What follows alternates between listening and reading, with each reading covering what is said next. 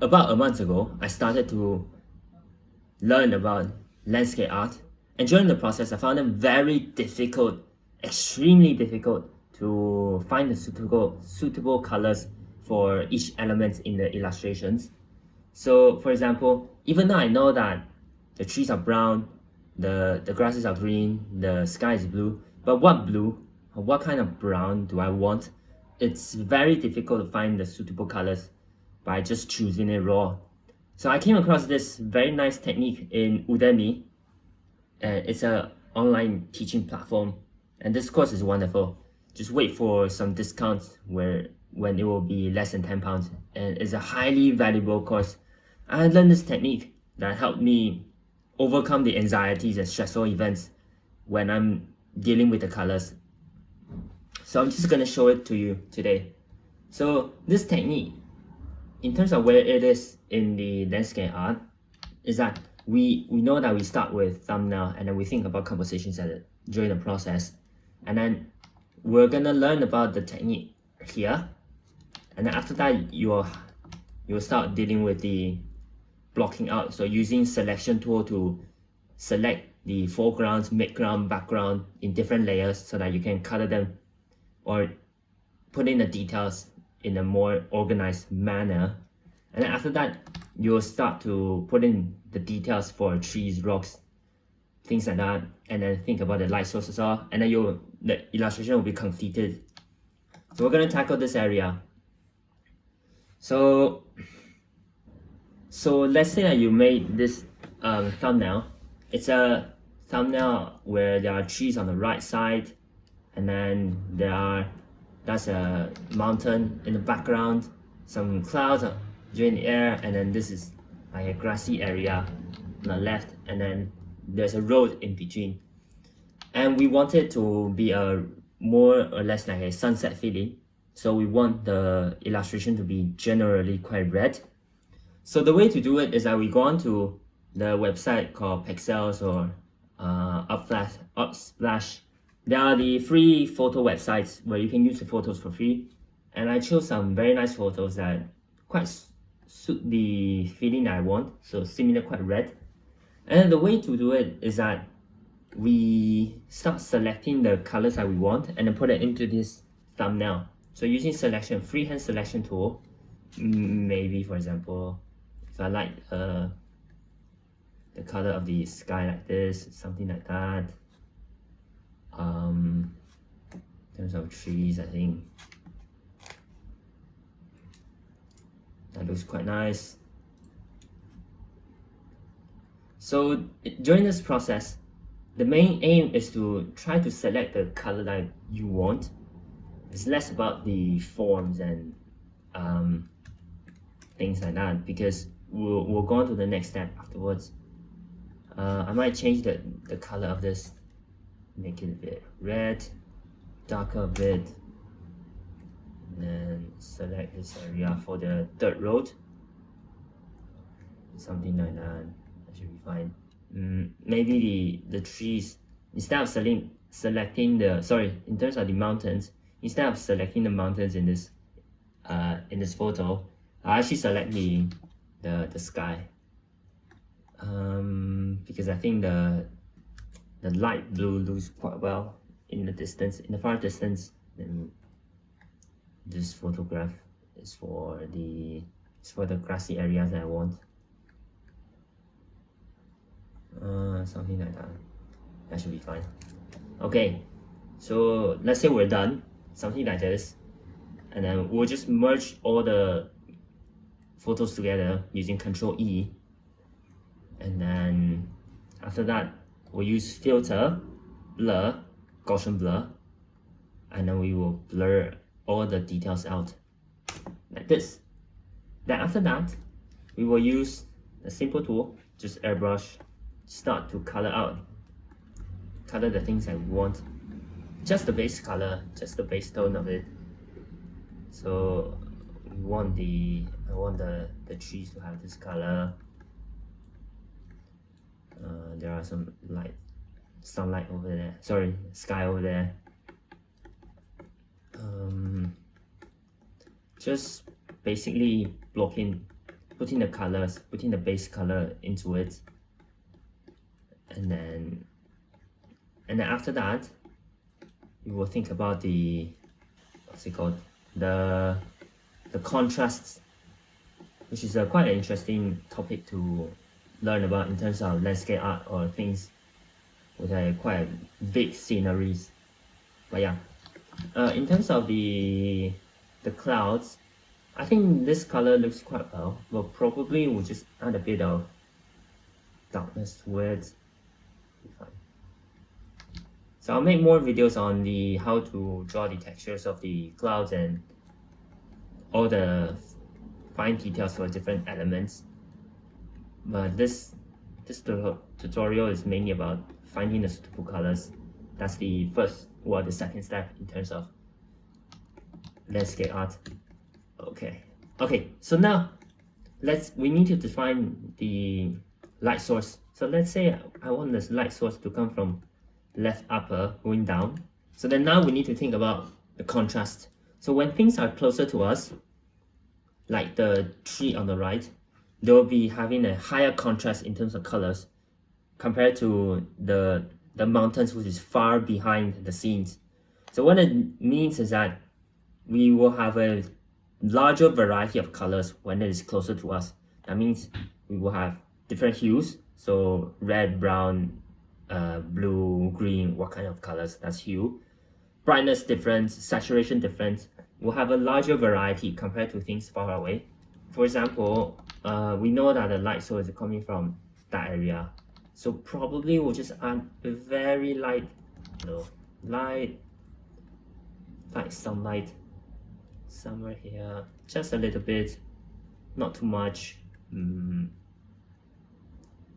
So that's why I use airbrush tool, because you can smudge out the colors a little bit better. But yeah, something like that, not too much, not too many. But compared to the tree on the right, we can actually give some massive difference. So that's what happened in my illustrations. As you can see that the things closer to us, the contrast is higher, much higher compared to the house below. So yeah, you just need to continue finding the suitable colors. You can add a bit of red, wow, because I like red. And then yeah, something like this. It looks not bad. Maybe like that. Good. And then for the cloud, we can add a little bit as well, maybe something like that. Great. So something like this. So if I hide the thumbnail, you can see that most of the colors are done for you.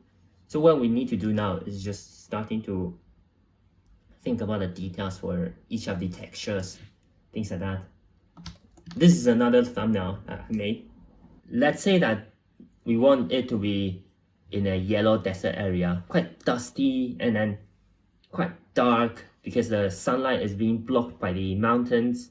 We as the traveler can feel the massiveness and the scenery view from this small platform.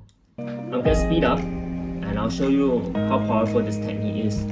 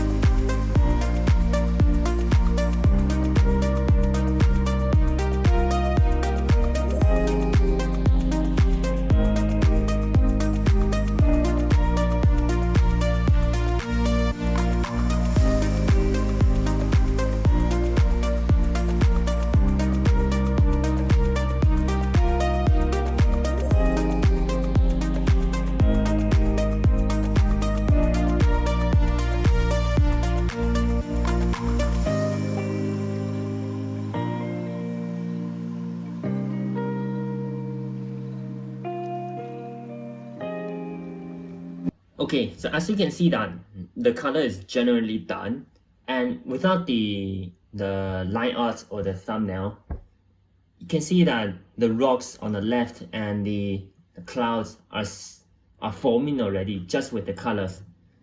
So it's just a very powerful method. The reason why I think this technique is very helpful is that because as a beginner, we don't have enough knowledge and base data in terms of colors. It's very hard for us to choose the right color on freehand.